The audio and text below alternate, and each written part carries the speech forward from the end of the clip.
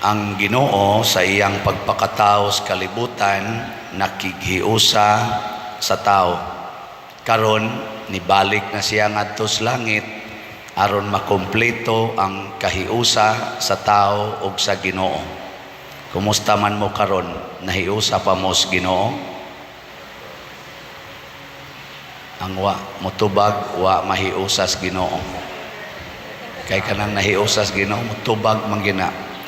Ug wa ta mahiusa sa Ginoo, nahiusa ta sa kalibutan. Matod pa ni Kristo, muanha ko nimo amahan, mahibilin sila dinhi sa kalibutan. Nagampo ko para kanila, pero wa ko magampo para sa kalibutan. So kining kalibutan gihimo ni sa Ginoo, kompleto na ni. Din siya magampo para sa kalibutan. Ang iyang iampo nga ang mga tao nga nagsunod niya nga niapas kalibutan dili unta mabiktima sa kalibutan. Unsa man ning kalibutan nga iyang gipasabot?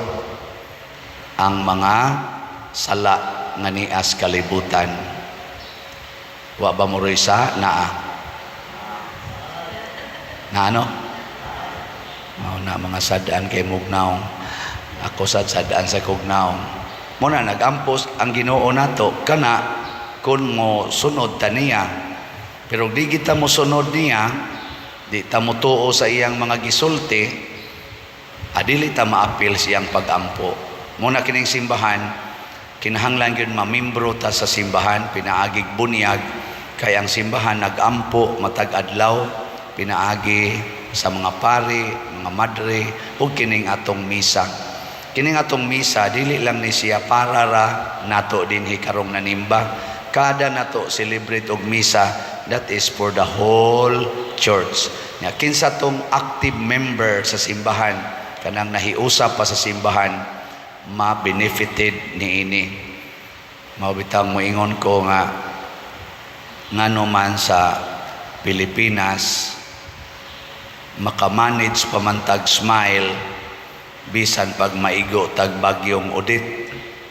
Ini kaingon ugma bisag wa nay balay mukatawa ra man yun. Inyong balay sa guba sad mukatawa dito sa ubang nasod, labi nas mga dato-dato nga nasod, maigo na silang mga hurricane uban pa diha. Grabe yung depression, guol yung kaistanan, guol magyan na silang maigo lang nag-abog ilang naong, guol na sila kaya mabati ilang naong. Minus kayo og kaning itawag na to bag endurance of pain. Nganong kita diri taas man kay tag endurance sa pain. Bisag way hapit bugas, sige lang yapog tungit, no. Bisag way bugas, sige lang yapon og kanang linibakay, way trabaho, sige lang lingkod, linibakay, hingot anay, linibakay. Nganong ingon man ta ana ka relax nga magtan-aw nato ang ubang mga nasod nga particular kay income, ingon sus, you are wasting your time. In our country, time is gold, time is diamond, but you are wasting your time. From morning to afternoon, you are just sitting down, talking nonsense. Pero mura na siya nonsense, pero nonsense ba yagid tinuod? Pero nganong maka-afford man ta ana, relax ra man ta. Para nako na benefited ta kay sa Pilipinas, 80% pa solid Catholics or Christians in general. 80%. Daghan pa kayong sigig prayer meeting, sigig misa, ana, daghan pa kayo ta din eh. Pero mag-uol po ta magunahuna kay daghan sa atong mga Filipinos nga nagtan-aw sa Pilipinas nga wa gay ayo. Muna lumba gyud og ambot ka karon na usab na baka ni nga paradigm mangandoy gyud ang mga Pilipinos nga mobiya sa nasod kay tuwa ditong maayong panginabuhi sa gawas. Daghan kay tayo ana og mentality. Wa na sa inyo. Okay lang tuwa kas gawas basta di lang kamo tamay untas Pilipinas nga di madapa diri pabilin tag Pilipinas budi patay ta. Nako ha? Patay? Ako di aral lagi ko diri, daghan mo lagi kolekta. Di bitaw. Mo na itong mentality.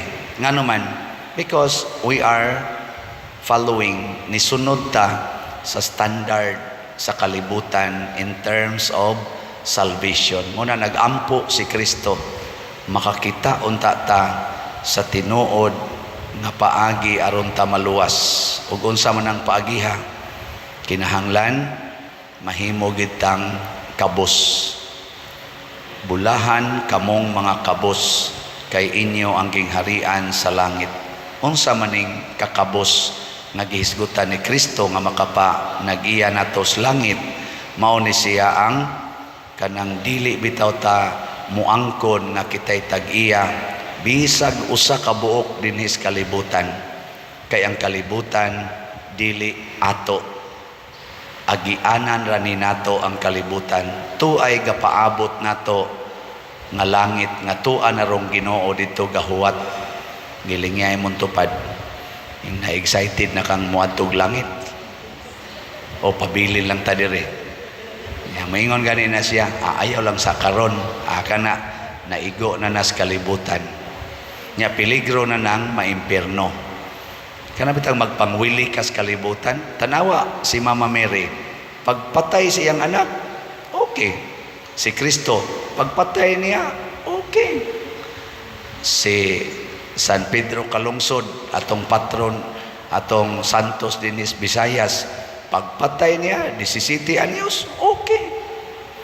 Si Lorenzo Ruiz, naani siya ay asawa, ngay anak, pero pagpatay niya dito sa Japan, mga 40 years old, 42 ba, okay kayo, wagi problema. Nga naman, tungod kay ang kalibutan dili ni mo'y atong Pinoy-anan, agianan. Muna ang taong kabos nagipasabot ni Kristo, the person who loves heaven and disown the world. Disown the world. Iyan is Ginoo. Do not own it. Muna sa atong tubag sa Salmo, sa atong tubag,